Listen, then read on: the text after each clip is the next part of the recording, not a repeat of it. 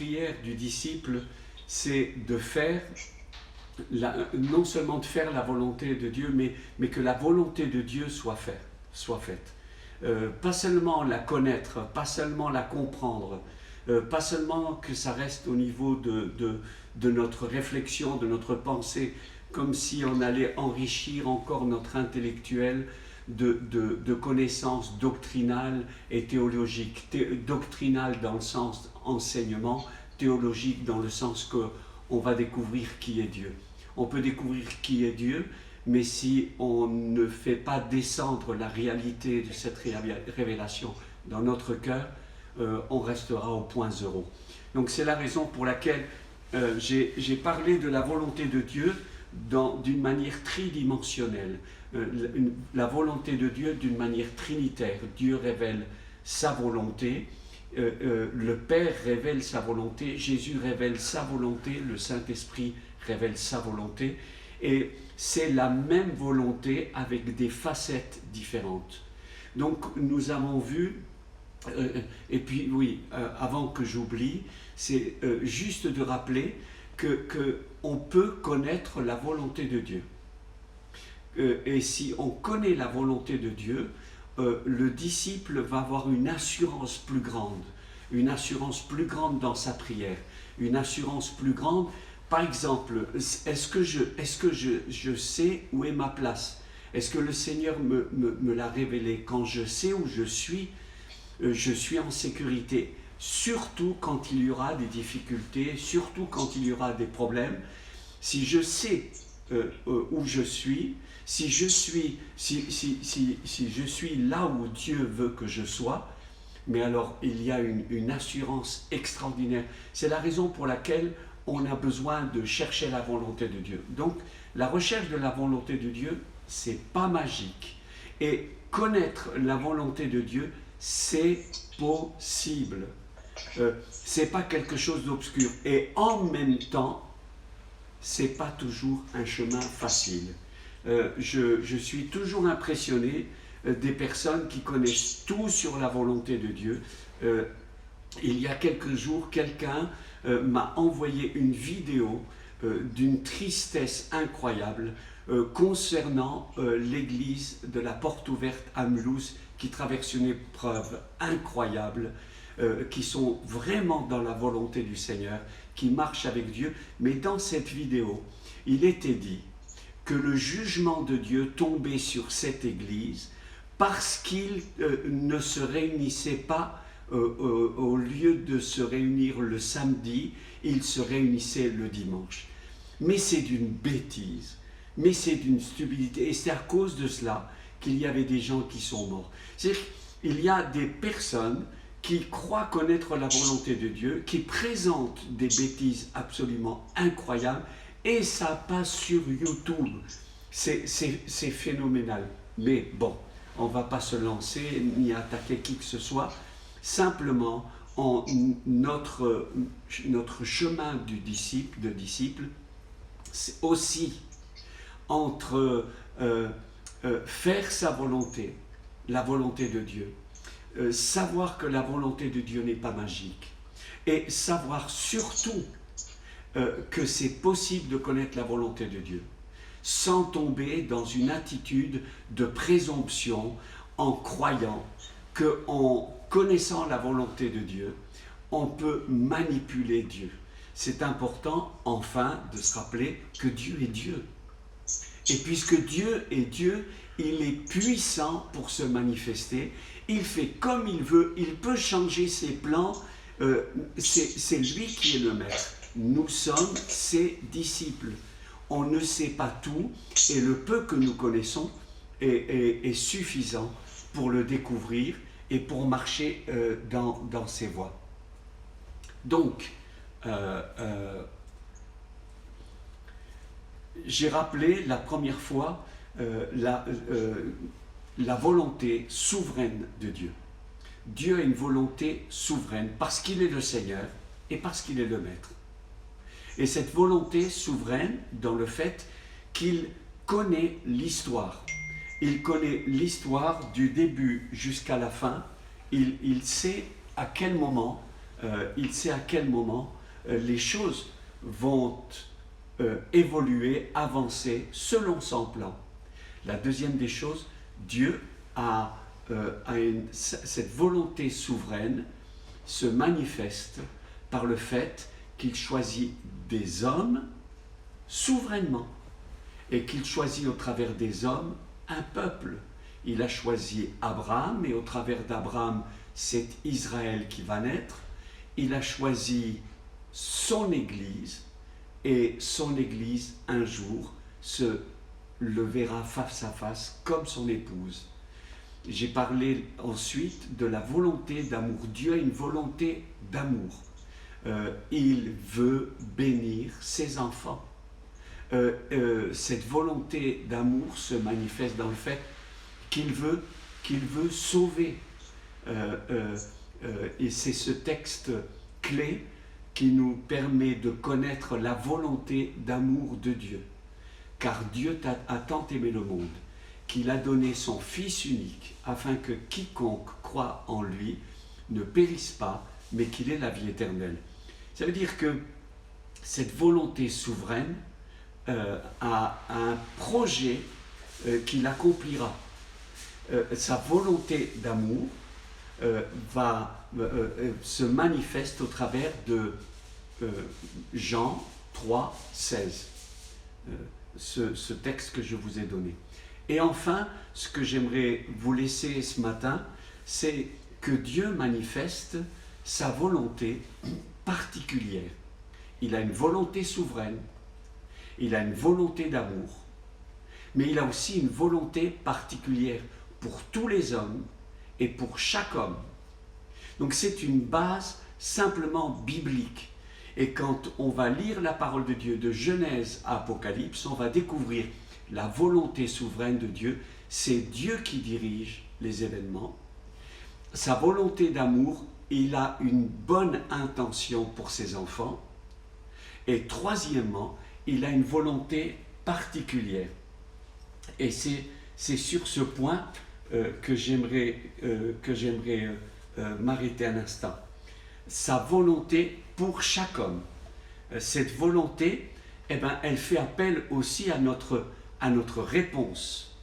Donc, cette volonté, lorsqu'elle s'approche de l'homme, elle peut rencontrer l'obéissance ou la désobéissance de l'homme. Donc, cette volonté particulière se révèle d'abord pour tous les hommes. Et comment? Eh bien, tout simplement parce que Dieu a manifesté son désir de faire du bien pour tous les hommes, pour tous. Là, je ne parle pas des chrétiens, je parle pour tous les hommes. Cette volonté commune à l'égard de tous les hommes, c'est dans l'expression de sa loi, dans l'expression de sa morale, dans l'expression de ses commandements. Tout homme, qu'il soit croyant ou non, naît avec une conscience. Et dans cette conscience est inscrite la morale divine. Pour les enfants de Dieu, Dieu a donné la loi. Et il semble que des fois, on va tellement vite d'oublier la réalité de la loi que Dieu a donnée à Moïse sur la montagne, gravée sur des tables et conservée, enfin les tables il y a eu deux séries de tables, mais conservées dans l'arche. Deutéronome chapitre 30 et le verset 6. Car je te prescris aujourd'hui d'aimer l'Éternel ton Dieu et marcher dans ses voies et d'observer ses commandements, ses lois et ses ordonnances. 2 Rois chapitre 17 et le verset 37. Vous observerez et mettrez toujours en pratique les préceptes, les ordonnances, la loi et les commandements qu'il a écrits pour vous. Ecclésiaste, crains Dieu et observe ses commandements. C'est là ce que doit faire tout homme. Et puis Jésus qui déclare ceci, « Ne croyez pas que je sois venu pour abolir la loi ou les prophètes. Je suis venu non pour abolir, mais pour accomplir. Car je vous le dis en vérité, tant que le ciel et la terre ne passeront point, il ne disparaîtra pas de la loi un seul iota ou un seul trait de lettre, jusqu'à ce que tout soit arrivé. » Matthieu chapitre 5, 17 et 18. Donc, la loi a été donnée aux hommes pour le bien des hommes. Si des non-croyants obéissaient simplement à la loi, c'est-à-dire « tu ne tueras point », on aurait déjà une société beaucoup plus paisible. Mais cette loi a été donnée spécialement au peuple d'Israël. Et lorsque nous, enfants de Dieu, par l'Esprit de Dieu, nous marchons avec Dieu, nous accomplissons naturellement la loi de Dieu, qui est une loi d'amour. Alors ça, c'est la volonté commune pour tous les hommes. Sa volonté particulière pour chaque homme. Et alors ça traduit, en fait, ce qu'on entend quelquefois, c'est la marche par l'esprit. C'est le disciple qui apprend à obéir jour après jour à la volonté de Dieu. En obéissant à la volonté de Dieu, naturellement, il obéit à la loi et au commandement. Donc, en même temps, il marche par l'esprit. Il est dit, il n'est plus sous la loi, mais par l'Esprit de Dieu, il pratique naturellement la loi, puisque la loi, au cœur de la loi, c'est le cœur d'amour de Dieu et c'est le cœur de justice de Dieu. Romains chapitre 8, et c'est le verset 4, « Et cela afin que la justice de la loi soit accomplie en nous, qui marchons non selon la chair, mais selon l'esprit. » Si vous êtes, c'est Galates chapitre 5 et c'est le verset 18, si vous êtes conduits par l'esprit, vous n'êtes plus sous la loi. Mais on n'est plus sous la loi en accomplissant naturellement la loi de Dieu. Alors cette volonté particulière traduit les consignes pour tous les hommes. Voilà. Ça traduit les consignes individuelles que Dieu donne à chaque homme pour l'avancement de son plan, vu que son dessein pour le monde est son plan pour accomplir tout son désir. Ainsi, le croyant a besoin d'être sensible à cette volonté. Donc il doit demander à Dieu de le conseiller et de le guider. Ainsi, les directions obtenues seront toujours les meilleures pour le croyant. Ainsi, il peut demeurer sous sa protection. Psaume 32, verset 8. « Je t'instruirai et je te montrerai le chemin où tu dois marcher. Je te conseillerai en ayant mon œil sur toi. » 2 Timothée chapitre 1 et le verset 7. « Car Dieu ne nous a pas donné un esprit de crainte, mais de puissance, d'amour et de sagesse. » Alors, en abordant cette volonté particulière, évidemment, ce n'est pas une découverte facile de sa volonté que nous accomplissons, mais si on regarde dans la parole de Dieu, dès le commencement, lorsque Dieu a créé un jardin, placé l'homme et la femme à cet endroit, il leur a donné des conseils, des instructions, En particulier, il y en avait juste une. Tu ne mangeras pas du fruit de l'arbre de la connaissance du bien et du mal. Quand l'homme et la femme ont désobéi, ça a déclenché toute une série de souffrances et de difficultés. Dans l'Ancien Testament, on découvre que Moïse rappelle ceci. Choisis la vie afin que tu vives. J'ai mis devant toi deux chemins, la vie ou la mort. Choisis la vie. Et on rencontre au fur et à mesure des hommes qui sont appelés, ils entendent la voix de Dieu. Abraham entend la voix de Dieu qui lui dit, Genèse 12, quitte ton pays, viens, suis-moi.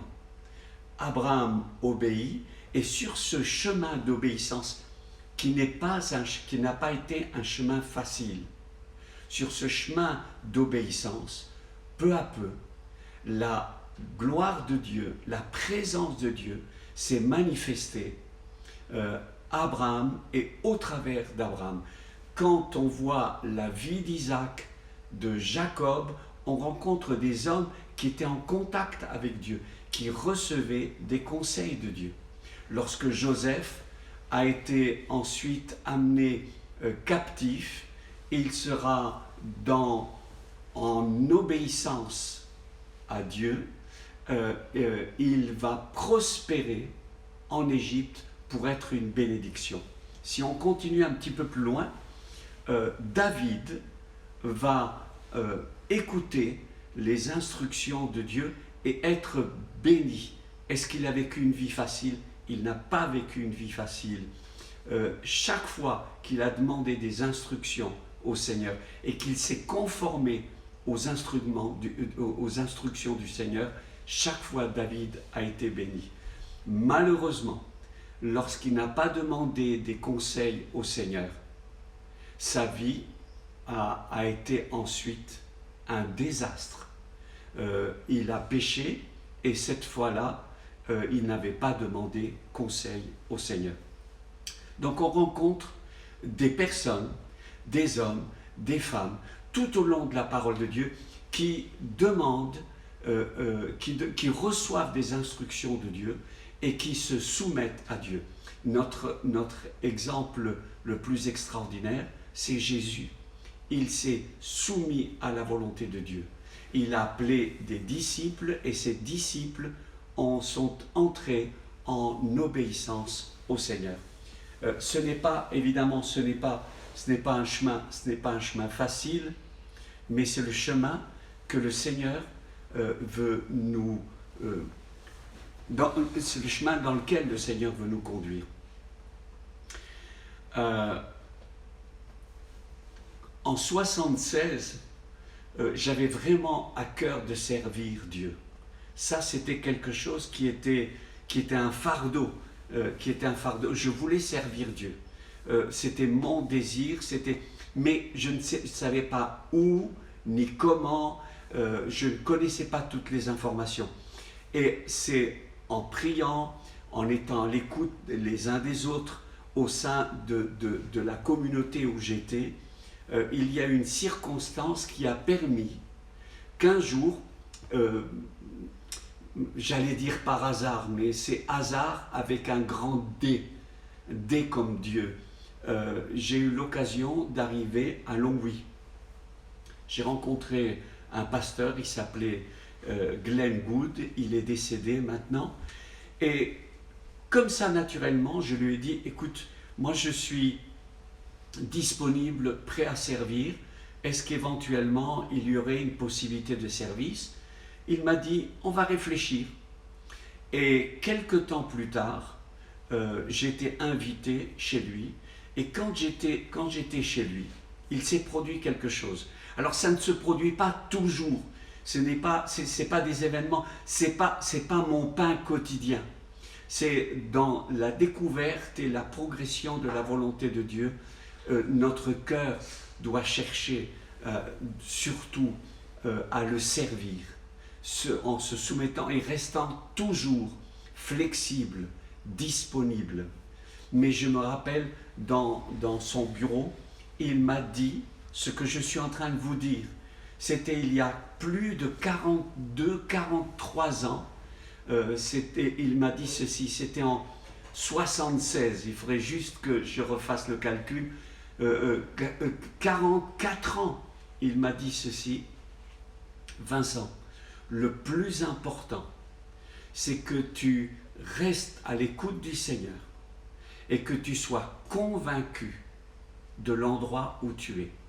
Et quand tu es convaincu de l'endroit où tu es, le Seigneur te permettra de te garder spécialement dans le moment de l'épreuve, parce qu'il y aura des moments d'épreuve. Donc c'est comme ça que j'ai été assuré que l'endroit où j'étais, c'est-à-dire Longwy, c'était l'endroit que le Seigneur voulait. J'aborde ce sujet de manière très pratique et très concrète, parce que ça a été toute une aventure d'être attentif. Je t'instruirai et je te montrerai la voie que tu dois suivre. Si dans ce psaume, c'est un psaume pour les mulets, pour les ânes. C'est-à-dire, dans ce psaume, il est dit comme ceci, c'est le psaume 32, il est dit comme ceci: ne sois pas comme le mulet, ne sois pas comme l'âne. Ça veut dire que la découverte, la connaissance de la volonté de Dieu va nous placer devant des difficultés et le plus grave. Voilà, c'est le psaume 32 et le verset 8 dans la français courant, et je vais demander à Marie-Lise de le prendre dans la seconde. Je vais t'enseigner et t'indiquer le chemin à suivre, dit le Seigneur. Je vais te donner un conseil, je garde les yeux fixés sur toi. Ne sois pas aussi stupide que le cheval ou le mulet dont il faut maîtriser les élans avec un mors ou une bride. Alors il ne t'arrivera rien. Ça, c'est dans la français courant. Merci. Psaume 32, et c'est le verset 8. Je t'instruirai et je te montrerai la voie que tu dois suivre. Je te conseillerai, j'aurai le regard sur toi. Ne soyez pas comme un cheval ou un mulet sans intelligence. On les bride avec un frein et un mors dont on les pare, afin qu'ils ne s'approchent point de toi. Alors voilà l'attention. Connaître la volonté de Dieu, c'est possible. Ce n'est pas toujours facile. Ce n'est pas magique, mais on peut la connaître. Et si j'enseigne sur la connaissance de la volonté de Dieu, c'est parce qu'elle est révélée de Genèse à Apocalypse. Et en connaissant la volonté de Dieu, je le dis, c'est pas toujours facile, mais c'est comme les diamants, c'est comme l'or. Il faut le chercher avec persévérance. C'est quand on découvre sa volonté, nous acquérons beaucoup plus d'assurance. Je suis marié, nous sommes mariés. Après mûre réflexion, nous nous sommes engagés parce que nous étions assurés que c'était la volonté de Dieu. Et nous avons progressé, on a avancé après des années. Ça n'a pas toujours été facile, on a vécu des crises, mais en même temps, nous étions toujours assurés que c'était la volonté de Dieu que nous cheminions ensemble. Ça donne de l'assurance. Lorsque nous avons commencé à prier pour les malades, nous avons cherché le Seigneur dans la parole de Dieu. Et on s'est rendu compte que dans la parole de Dieu, il y avait des gens qui étaient guéris, il y avait des gens qui étaient malades, il y avait des gens qui mouraient. Et on se demandait, mais est-ce qu'il faut prier pour les malades? On a découvert que la volonté souveraine de Dieu, il fait comme il veut. Il peut guérir, il peut ramener quelqu'un au ciel, mais en découvrant cette volonté, on a découvert que Dieu aussi avait une volonté d'amour. Ça veut dire que cette volonté d'amour se révèle par son nom.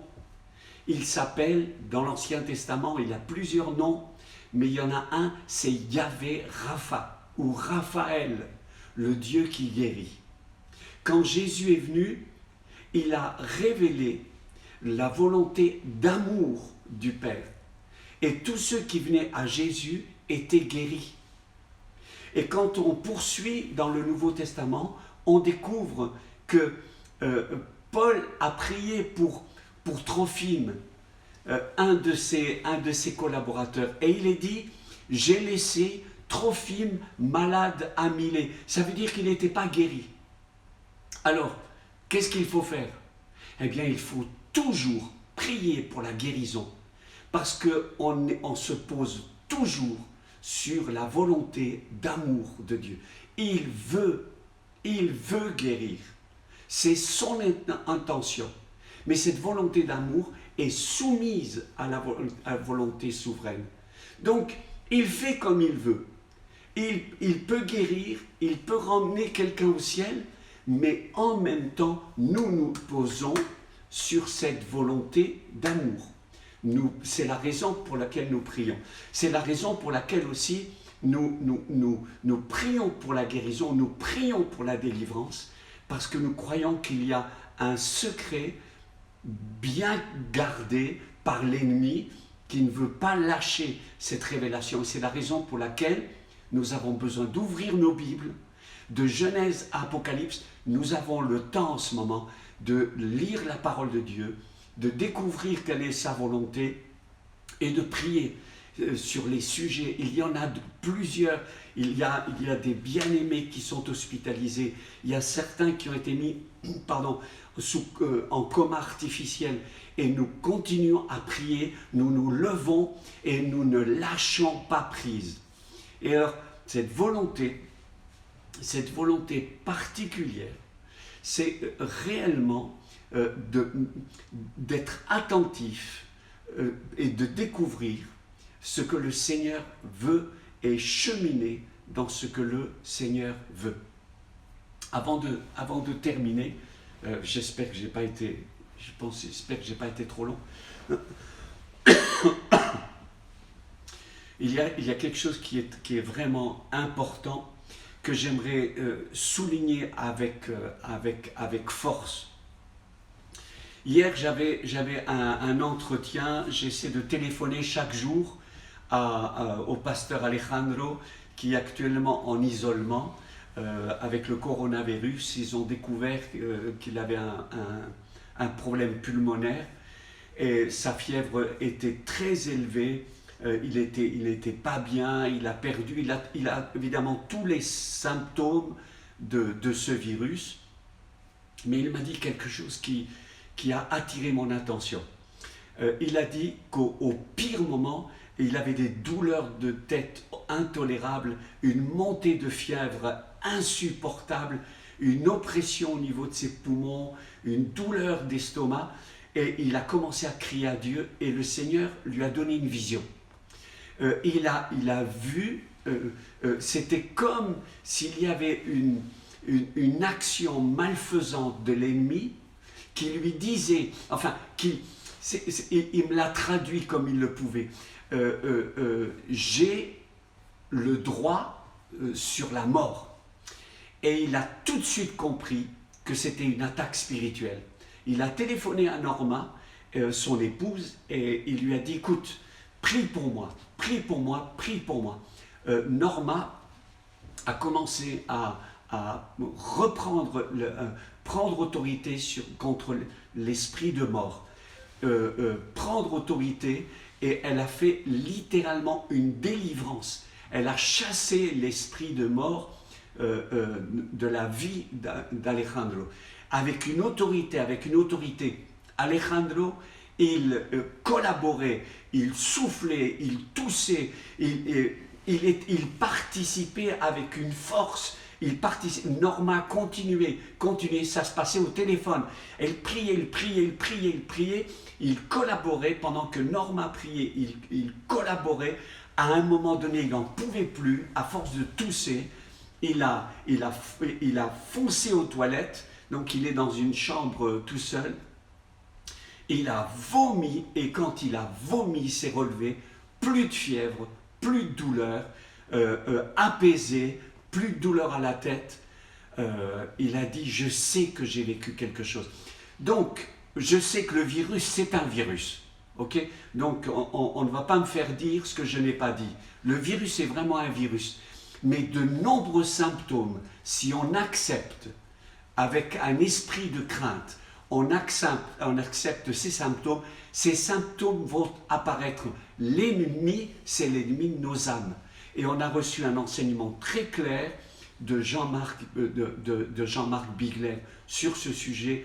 Il faut confronter les puissances spirituelles. C'est le meilleur moment. Donc on ne voit pas le diable partout, mais on le voit là où il se trouve. Et je le dis spécialement pour vous qui allez être cette semaine dans la bataille, pour vos familles. La volonté de Dieu, c'est que vous soyez gardés. La volonté de Dieu, c'est que vos familles soient protégées. La volonté de Dieu, c'est que vous puissiez le connaître. Et c'est la raison pour laquelle on a besoin de prière, on a besoin d'écouter Dieu, on a besoin de lire la Bible. Je vous encourage, et si vous êtes à plusieurs, avec votre épouse ou avec vos enfants, de temps en temps, lisez une portion des Écritures. Voilà ce que j'avais à cœur. Je ne veux pas aller trop loin. Je sais que le Seigneur est avec vous. Je sais que cette plaie et ce fléau va s'abattre avec violence. Je sais aussi que le pire, c'est que ce virus est invisible. Et c'est ça ce qui est insupportable. On aimerait avoir un ennemi visible, mais notre ennemi est invisible. Et donc faites attention aux émissions de télévision. Alors je ne suis pas contre la télévision, je ne suis pas contre la radio, mais faites attention à tous les messages anxiogènes qui déclencheraient de la crainte. On a besoin d'écouter des infos, mais faites attention. La deuxième des choses, soyez respectueux concernant le confinement, ce qui nous a été dit par le gouvernement, soyez respectueux. Si ce n'est pas pour vous, c'est aussi pour les autres, pour les familles, pour les enfants. Et enfin, on garde le lien dans l'intercession. Voilà ce que j'avais à cœur. J'aimerais juste prier. Père, merci pour ta grâce et ta bénédiction. Je bénis chaque famille de l'Église. Je bénis chaque famille que connaît chaque famille de l'Église. Je bénis le voisinage où se trouvent les familles de l'Église. Je bénis chaque personne, chaque frère et sœur isolé. Je déclare ta bénédiction et ta guérison sur tous ceux qui sont éprouvés physiquement en ce moment, ceux qui sont fragiles. Je te demande ta bénédiction dans le nom de Jésus sur tout le corps médical, tous ceux qui de près ou de loin travaillent dans des hôpitaux ou des infirmières ou qui sont aux soins à domicile. Je te prie de les garder. Seigneur, ils sont au front, ils sont en danger. On est vraiment conscient qu'ils font un travail extraordinaire. Moi, je les applaudis de tout mon cœur pour ce qu'ils sont en train d'accomplir. Je bénis également tous ces sujets d'intercession qui viennent sur le WhatsApp d'intercession. Nous bénissons nos bien-aimés d'Espagne. Nous bénissons au nom de Jésus nos bien-aimés qui sont en Suisse. Nous bénissons ceux qui sont en Belgique. Nous bénissons ceux qui sont au Luxembourg. Nous bénissons dans le nom de Jésus tous nos bien-aimés, les pasteurs, les assemblées qui se trouvent en France. On te demande spécialement ta bénédiction sur nos bien-aimés qui sont en Italie. Je prie spécialement aussi pour ce pasteur qui est au centre de cette épidémie en Lombardie. Je te demande ta guérison dans le nom de Jésus. Il est dans une situation désespérée, on l'a mis dans le coma artificiel. Je le bénis au nom de Jésus. Et nous bénissons aussi nos bien-aimés qui se trouvent au Mexique. On prie spécialement pour Alejandro et nous te demandons pour sa famille, pour tous les collaborateurs, que ta gloire se manifeste. On te prie, enfin, Seigneur, trouve que quelqu'un découvre le virus. Seigneur, on sait que c'est un moment difficile, mais Seigneur, on veut utiliser ce moment difficile comme une opportunité pour revenir dans ta présence. Ta parole déclare, si mon peuple, sur qui est invoqué mon nom, s'humilie, prie, cherche ma face, je détournerai la plaie, je guérirai son pays. Voilà, que le Seigneur nous bénisse abondamment.